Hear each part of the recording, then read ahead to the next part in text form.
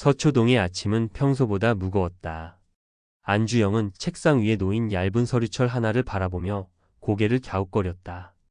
대체 이게 무슨 사건인가? 피해자는 조용한 동네의 평범한 주부, 가해자는 나이 지긋한 중년 남성. 살인 미수로 기소됐지만 언론 보도도 없고 선임료도 거의 기대할 수 없는 사건이었다. 회의가 끝난 뒤 주영은 조용히 대표 변호사 강정윤을 찾아갔다. 문을 닫고 들어서며 조심스레 물었다. 대표님, 이런 사건 왜 맡으신 겁니까? 득도 없고 소문도 안 나는 사건이에요.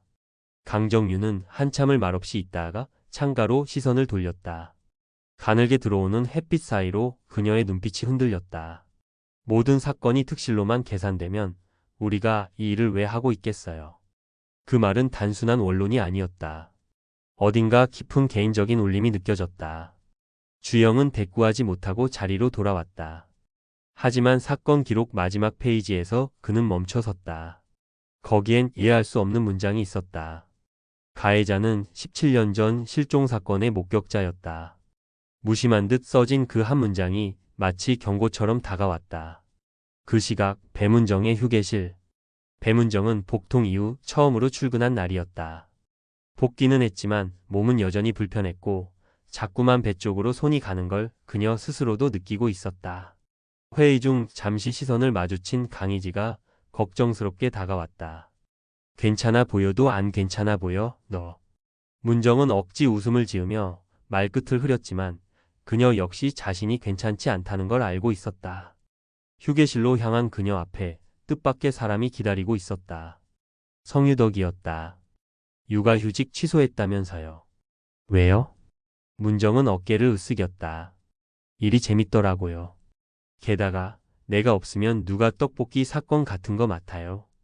유덕은 냉소적으로 웃었다. 그럼 몸은 책임지세요. 애 둘 낳고 일하다 쓰러졌던 선배 아직 기억 안 나요? 문정은 아무 말도 하지 못했다. 그 말이 경고인지 혹은 경험에서 나온 예언인지 알 수 없었다.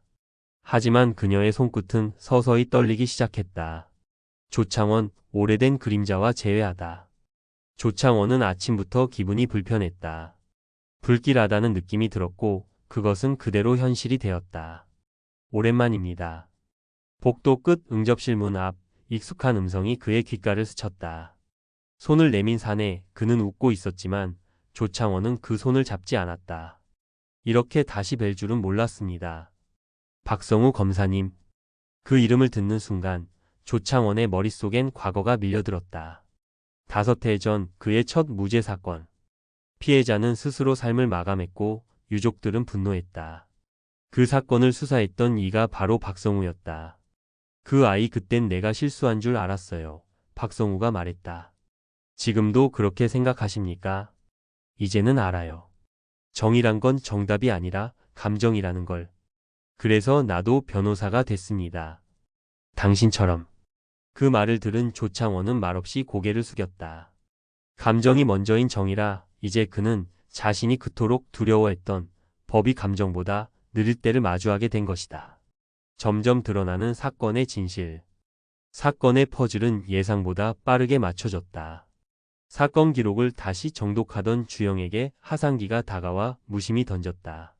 형, 이 가해자 17년 전 뉴스에 나왔던 실종사건 관련자 아냐? 순간 주영은 손을 멈췄다. 떠오르는 장면들이 조각처럼 연결되었다. 그는 곧장 대표실로 달려갔다. 대표님, 피해자, 그 여자가 실종된 아이의 어머니죠? 강정윤은 고개를 천천히 끄덕였다. 그리고 가해자 역시 그 사건의 유력 용의자였습니다. 증거가 부족했지만요. 그럼 지금 이 재판은 17년 만에 복수극이죠. 주영은 말문이 막혔다. 가해자와 피해자의 역할이 이토록 모호한 사건이 있을까? 누군가의 삶을 갉아먹은 시간, 그 끝에서 법이 마주한 건 단순한 범죄가 아니라 무너진 인생이었다. 선택과 결단의 시간. 배문정은 진료실에서 절대 안정을 취하세요 라는 말을 듣고도 로펌으로 돌아왔다. 그녀는 조용히 서류를 가방에 넣었다. 육아휴직 진단서였다. 손이 떨렸지만 아직은 갈 수 없었다. 아니, 가고 싶지 않았다. 조창원은 복잡한 고민 끝에 박성우와 손을 잡았다. 공동 변호를 자청하며 그에게 말했다. 이번엔 법 뒤에 숨지 않겠습니다. 정면으로 마주하죠. 강정윤 역시 주영의 질문에 마침내 답했다. 17년 전 오늘 제 동생이 실종됐어요. 그래서 이 사건 제가 끝내야 해요. 법정 진실과 거짓 사이. 재판 당일 모두가 숨죽인 채 법정에 모였다. 문정은 결국 가지 못했다. 병원 침대에 누운 채 남편과 통화를 했다. 미안해 나 일하는 게 너무 좋아서. 한편 법정에서 주영은 예상을 깨는 증인을 불러냈다. 그의 입에서 나온 한마디에 방청석이 술렁였다. 그날 피해자라고 알려진 여자가 먼저 칼을 들었어요. 순간 공기가 정지한 듯 했다. 주영은 조용히 말을 이었다. 진짜 피해자는 누구입니까? 17년 전에도 지금도. 우리 사회는 여전히 같은 질문을 던지고 있습니다. 판사는 침묵했고 경직된 공기 속에서 조용히 망치를 내렸다. 엔딩 그리고 시작. 밤. 로펌 사무실엔 불이 하나둘 꺼져갔다. 배문정은 혼자 남아 입사 후 처음으로 육아휴직 신청서를 작성했다. 사인하는 손은 흔들리지 않았다. 조창원은 박성우와 컵라면을 먹으며 조용히 말했다. 오늘은 정의가 조금 따뜻하네요. 안주영은 엘리베이터 앞에서 휴대폰 알림을 받는다.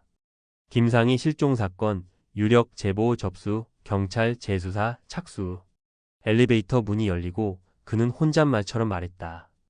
이제 시작이야.